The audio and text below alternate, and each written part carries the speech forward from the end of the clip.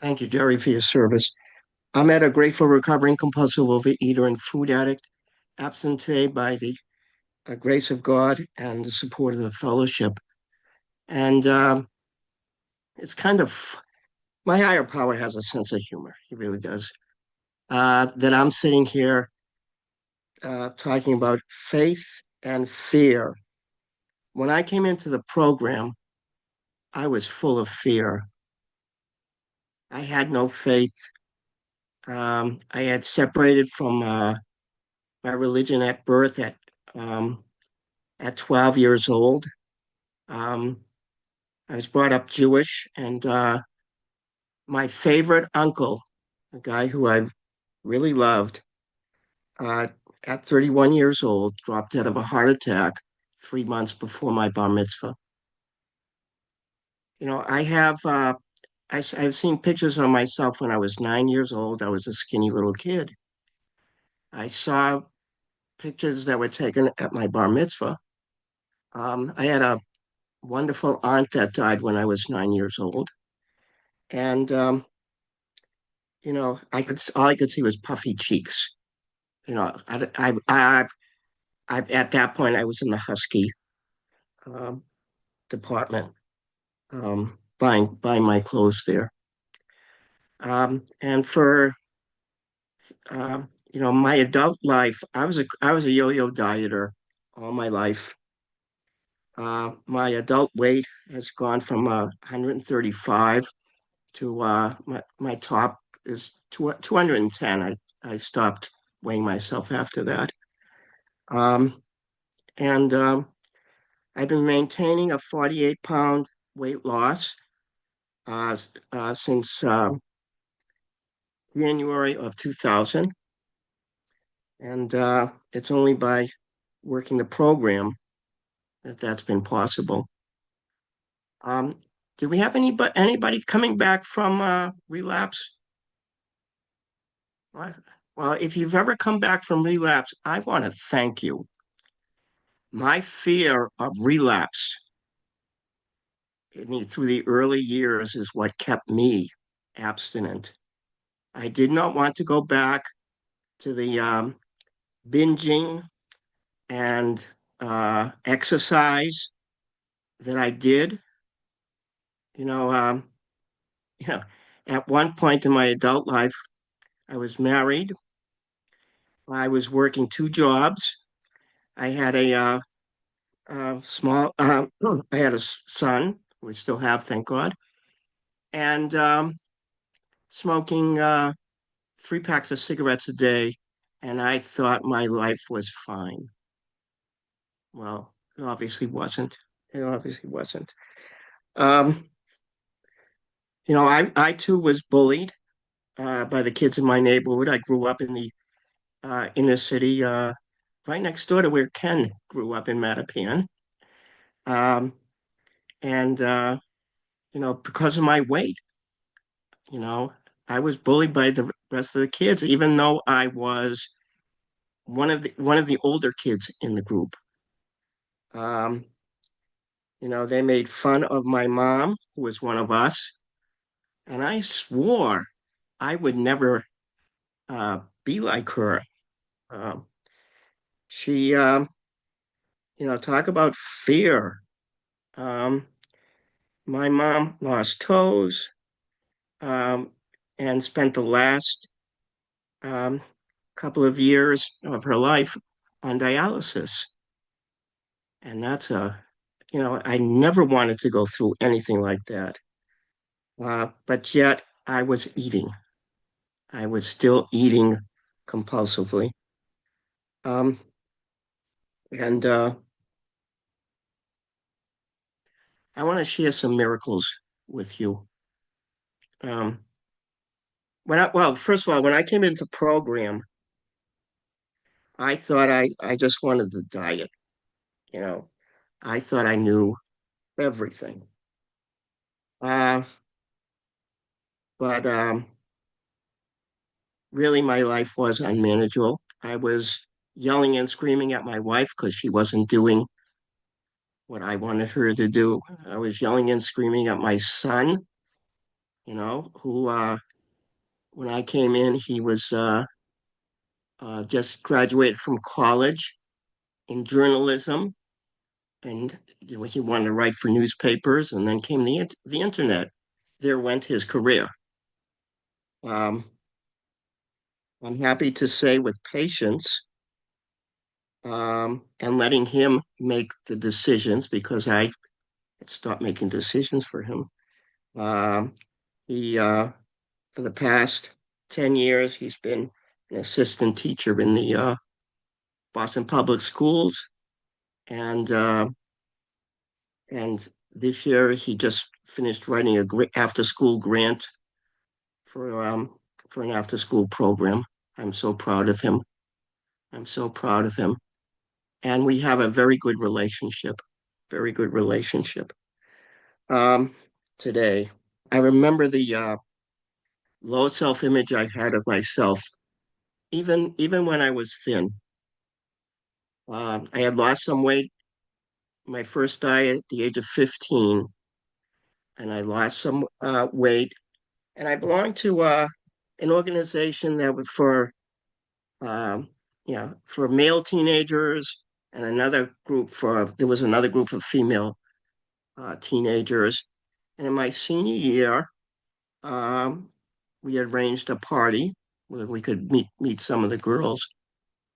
And at that party, I met a girl. She was beautiful. Um, she was shy, uh, but I started going out with her, and I said to myself, I was afraid that I would not have a date for the prom. I was afraid of losing this girlfriend. She was my first steady girlfriend. Well, go ahead, some 60 years. 5 years later, I married that woman, and we've been married ever since. And if it wasn't for program, we would certainly have been divorced. I owe that to program. Um, but when I came in again, I was afraid. I was afraid of people, which is strange because I was a teacher and I dealt with people all the time. I was afraid of confrontation, uh, fear of that. And you can imagine what the conduct level in my classes were, the discipline. And it's amazing how much better a teacher that I became from being abstinent. Um, and instead of fearing the students, I learned how to compromise, set up contracts, behavior contracts with them, and really talking to them. And I'm so grateful for that I overcame that fear. Before a program, I would pray for God to make my students act properly so that um, I could have a good day. I never took I never took the responsibility, that if I needed to confront students, I should do that in a loving way, because all I knew was, again, yelling and screaming and whatever. That got me nowhere. That got me nowhere. Um, when I came in the program, I knew I had to get a sponsor. I came in a program about, I think it was May of 1999, and there was one men's meeting that I was going to. Um, I was afraid to go to other meetings, meet other people. And I had taken a few numbers of guys that said they could sponsor and never called them. And then one night, uh, a guy had come back from being away for a few months. He's totally different. Um, he uh, he had lost some weight. And there's an thought about him, and he must have heard me telling my food stories. The next day, he called me and we had a nice talk. And I said, "Can I call you again?" He said, "Sure." Well, he wound up being my first sponsor. I never formally asked him. I was too afraid to ask him to be a sponsor. But I said, "Can you help me?" And he goes, "Yeah, let's think about the food." I said, I don't need a food plan. I know how to lose weight." He goes, "Okay, let's work the steps." The greatest gift that I've ever received. And I've gone through the steps several times over the past 25 years. Um, I did a closed step study about 3 years ago. And I joined the study because of fear. Um, I was I I was with a group of guys, and we decided to form an intergroup for men to spread the word for men because men are a minority in the fellowship. And and we were setting up it, and says one guy said to me, "You're going to be treasurer." Now, I have trouble balancing a checkbook, and he asked me to. I was so fearful, but I said, "Okay, with higher power, I'll get through this." Uh, well, I followed up with the IRS setting up our 503c, that we were a nonprofit, um, so we wouldn't have to pay taxes on our prudent reserve. And I messed up, and the group and I were charged $5,000 for it. And I asked for help from higher power because I was so ashamed, and worked through the process of working with of uh,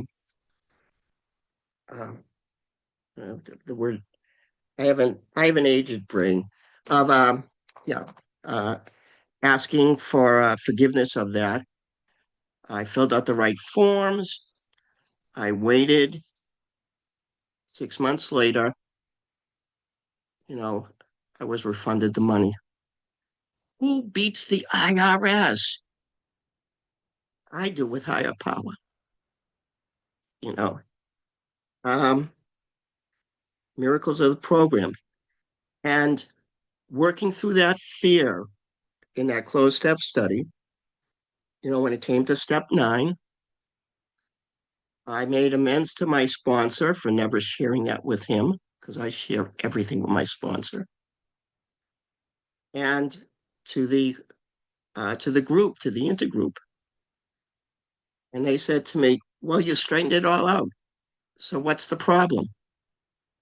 And I'll be finishing up uh, January 1st to be my last term as treasurer. But I was asked to be serve 1 year as vice chair because our vice chair broke his abstinence, and he's working on getting it back so he can do it. You know, but miracles. Uh, when I was 14 months abstinence, I was diagnosed with kidney cancer. I had kidney stones. I was going every 6 months to the doctor to do scans because there was one stone right in the middle of my kidney that we could not move. We tried all the other methods available, and the radiologist found cancer. I was so angry. 14 months working my program, and this happens to me. Well, I've learned since then that anger comes out of fear. Fear is the base of most anger. And I called my sponsor and said, "How can God do this to me?" He said, "Call my sponsor." I called his sponsor, and his sponsor told me that he had the same situation 14 years earlier. It gave me hope. gave me hope to continue and to work my program. Um, um, in 2001, my my dad had bladder cancer. They couldn't do anything. He was in his 80s. They couldn't do anything more for him. And the doctors actually decided do not resuscitate order. The hardest decision I've ever made in my life. And I remember distinctly when, the doctor said it was only going to be a few days. And I went to visit my dad and I couldn't rouse him. He was sleeping or in a coma, whatever. And I got on my knees and I asked my higher power to take his soul and be good to him. The night that we buried my dad, my house was full of uh, men from my home meeting. My sponsor brought in a big salad, and they were there to comfort me through my loss. In 2015, about this time of year, uh, I choked on a piece of steak. Uh, I had to have an emergency endoscopy. I went in with a camera and tubes and down my esophagus and into my stomach, and they found I had stomach cancer. They found it early. Um, I had to have two surgeries, and I remember the second surgery, um, waiting because the 6 months in between the surgery were hell. That there was somebody um, trying to console patients waiting for the surgery. Turned out she was a nun. And uh, I said, I'm all set. I've talked to my higher power about it. She said, let's pray together. And we did. Today I'm cancer free. Okay. And I eat normal food. It took a number of years, but I eat normal food. They took 90% of my stomach. Uh, but again, I do a 11th step every day, prayer meditation. That's how I start my day. And my son, who's 51 years old, uh, past year, he was diagnosed with bladder cancer. They caught it early, and he's having surgery on Monday. And I will be driving him in and picking him up, and I will be praying. I will be praying all during that surgery. It's the second time he's having this kind of surgery. It's a day surgery. Uh, but praying for my time, our power, and dealing with my fear that way is a 1 minute. hell of a lot better than feeding my face, because that's what I did. That's what I did before program. So I really believe that God had me come to program so that I can deal with things in my life. Just one last thing I want to say. Um, I texted Jerry about an hour and a half ago, you know, asking her if I could go last. I was supposed to go first. Because of my surgeries, I believe, at the age of 70, 73 or 74, I was diagnosed as a type 1 diabetic. Usually you're born with that, but and my sugar had dropped. Mhm.